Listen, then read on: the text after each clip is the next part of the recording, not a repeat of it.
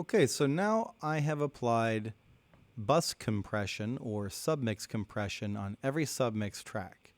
And in each case, I'm getting just a couple of decibels of gain reduction, and I'm making that up with the output knob. And I used BF76 on every submix track except for two of them.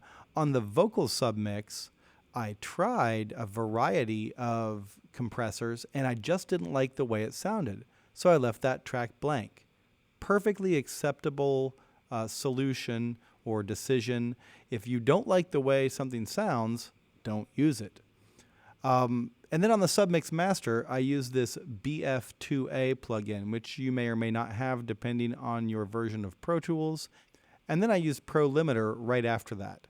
So the limiter is set with a ceiling of -1, and it makes quite a large difference. So I'm going to play the track. It's a little loud, I'll warn you.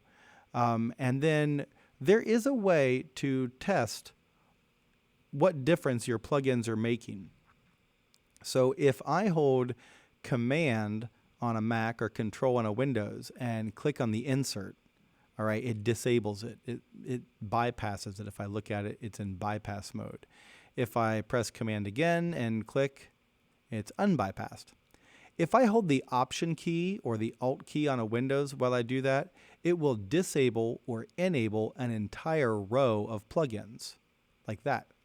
So you can see I've arranged that in Insert A are all EQ plugins, and in Insert B are all compression plugins. And then I have the limiter in Insert C on the Submix Master. So what I'm going to do is play a little bit of this, and I'm going to A-B the session with the plugins. I'm going to disable all of them and then re-enable them so you can hear the difference in what it sounds like with EQ and compression. Here we go.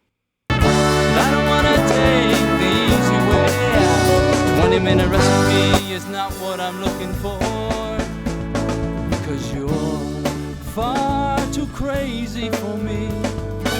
So there it is, pretty much raw except for the balance and panning.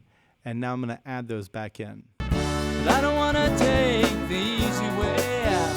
20-minute recipe is not what I'm looking for, because you're far too crazy for me.